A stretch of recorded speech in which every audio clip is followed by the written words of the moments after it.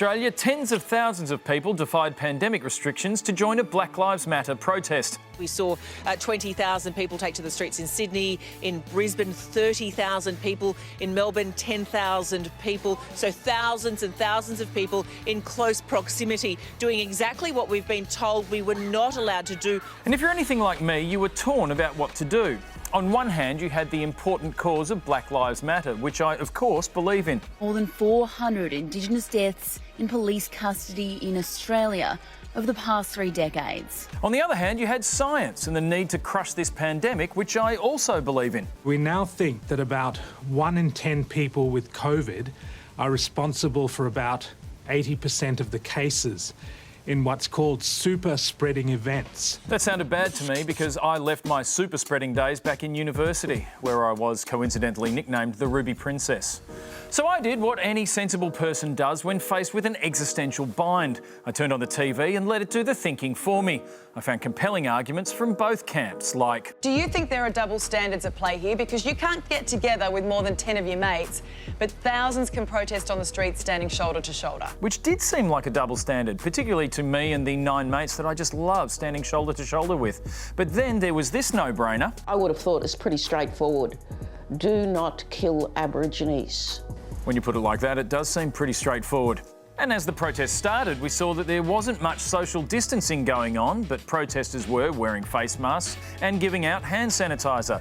The police had masks too, so any violent clashes would at least be hygienic. But as I flicked channels, panel after panel after panel of people as white as the Milky Bar kids snorting a line of mayonnaise, which is to say as white as me, were telling me not to go. And there were reasonable arguments like... Are there going to be riots? Is it going to get nasty? Is it going to blow up in Gladys's face? I think it will. Yeah, Prue McSween, but you also thought there should be another stolen generation, so maybe sit this one out. Finally, the Prime Minister told me... Don't go. Not because you shouldn't express your view, find another way to express your view. And I thought he's right. And I did what any truly enlightened, socially responsible, science-loving ally would do. I got 70,000 people on Zoom to hold our own COVID-safe Black Lives Matter protest. All right, what do we want? Guys,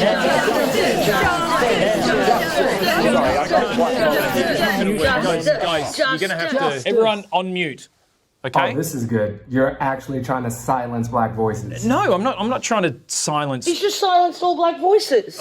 In order to hear all voices, I need to mute all voices. But you are silencing black voices.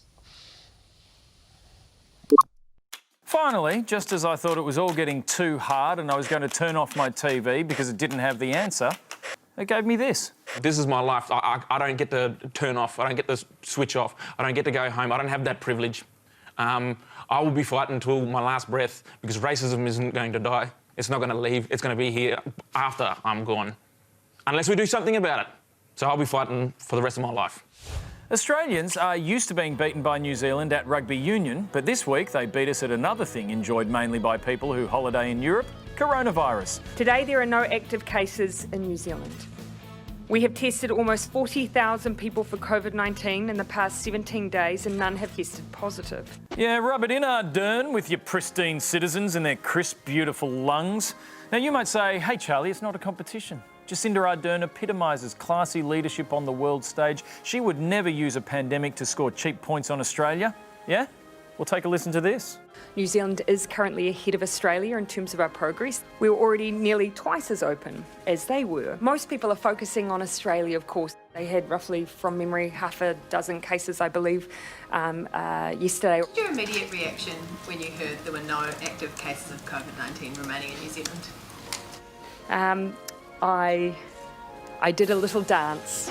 On the Australian flag, no doubt. And to make matters worse, she did the whole press conference wearing the green and gold. We're watching you, Ardern, from social isolation, which we're still under. But you can't keep the borders closed forever, and Aussie backpackers have everything. A couple of weeks ago, we were saddened to pronounce the death of 60 Minutes after airing this journalistically terminal promo featuring Kyle Sandilands. He's crying. Why? There's a condition that I've been diagnosed with that I haven't spoken to anyone about. Which all turned out to be an hilarious joke. It was sad to see them go. But this week, 60 Minutes miraculously revived themselves with a stunning interview of Pete Evans, a celebrity chef known for his controversial conspiracy theories. You just replace the buns with mushrooms. Freak. But Pete Evans, seen here selling a magic lamp for coronavirus, is nobody's fool. To ensure nothing he said was taken out of context, Pete had his own film crew film the entire interview, uploading the unedited footage to YouTube so we didn't miss truth bombs the man didn't want you to hear. Like... So have your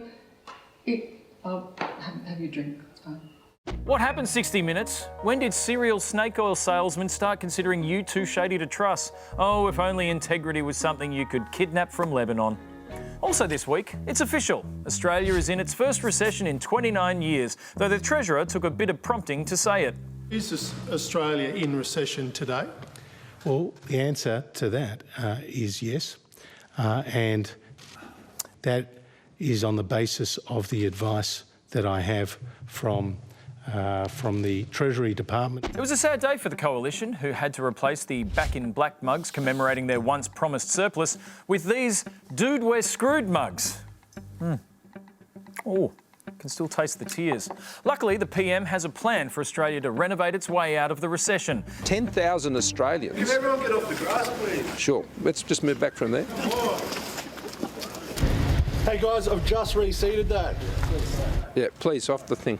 A $688 million home builder scheme. A simple plan, except for the plan. $25,000 is on offer to build a home or renovate one for singles earning up to $125,000 or couples on $200,000 or less.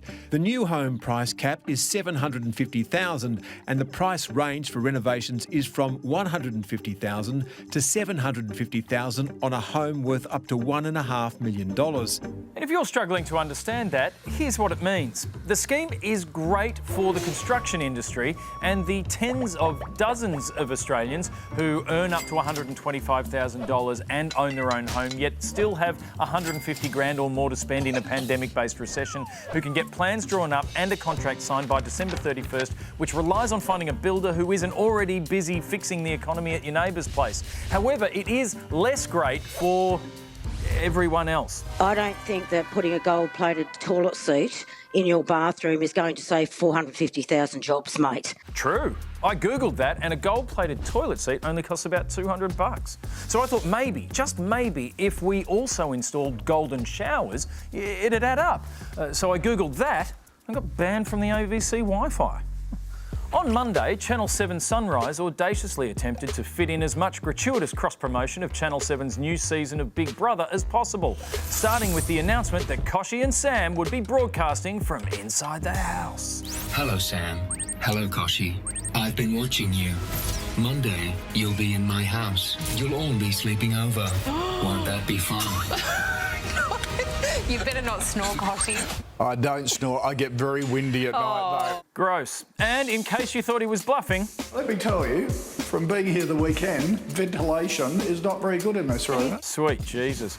It was a big bro promo extravaganza as Kochie and Sam toured a hallway modelled to be a touching tribute to Princess Colin. It's quite comfy, this cow. It is very comfy. Well, you made the most of it on the weekend. Whooshka.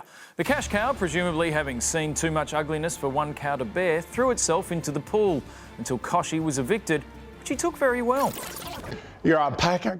Sad, but free from the Big Brother house, Kochie could get back to bringing us the hard-hitting news Sunrise is known for. News Corp is reporting 11 and 12-year-olds now jump 16 centimetres less from a standing start than they did 30 years earlier. Ridiculous. 30 years earlier, they hadn't even been born. And that's the week.